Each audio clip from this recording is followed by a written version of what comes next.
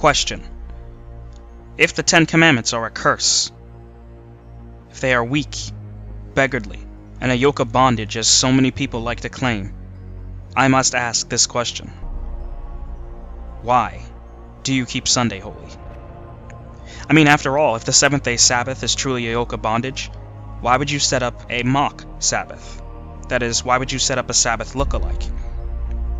Why would you set aside a day of rest and worship, a day where you can refrain from labor, if those principles, as they are contained in the seventh-day Sabbath, are indeed a yoke of bondage?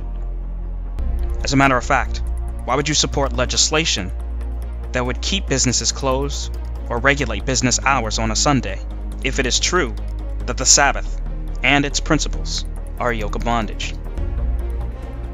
You know, there is a lot more than meets the eye here. For those who are confused, no, the seventh-day Sabbath is not a curse, nor is it weak, beggarly, nor a yoke of bondage. What Paul was talking about in Galatians chapter 4, verse 9 was the same issue with the ceremonial law and ceremonial Sabbaths that the early church had. It was those days, months, times, and years that they continued to observe. But as we know, on this side of the cross, the ceremonial law is done away with. But some tried to suggest that because the Sabbath is a weekly time that deals with the worship of God, that too was done away with.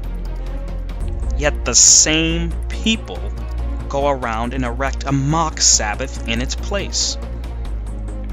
You know, there's a reason that the seventh-day Sabbath was placed into God's Ten Commandments. That entire law encompasses the moral duty of mankind, from putting God first, to not committing adultery, to speaking truth and not lies, and to being someone who is a life giver versus being a murderer. Obviously, there were other points as well. The seventh-day Sabbath was embedded in that moral law because it is a moral duty for mankind to come and worship his Creator every single Sabbath day, for the Sabbath is God's day. It is a day that was made for the benefit of man, a day of rest, worship, fellowship, etc. And it cannot be ignored, but with the gravest consequences. Seeing those who promote Sunday as the Sabbath know all this, and as they continue to push for Sunday sacredness and Sunday laws, why do you think they would promote Sunday? Are they arguing from a point of honesty? Well, no. Now, that's not to say that there aren't some people who are trying their best to be honest.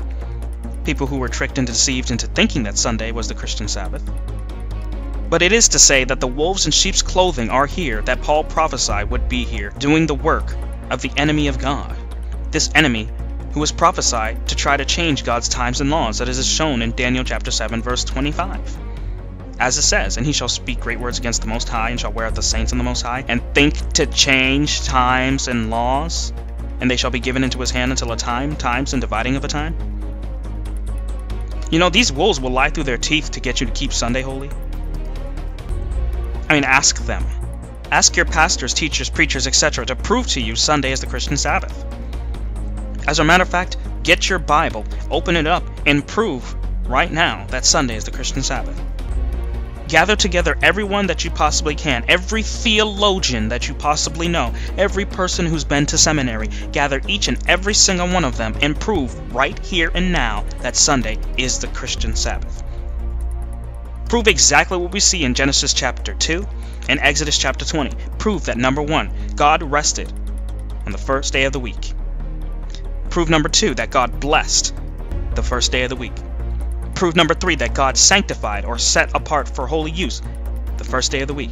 And prove, number 4, that God wrote the first day of the week into his law.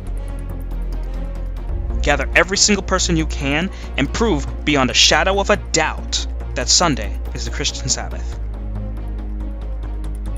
The floor is yours.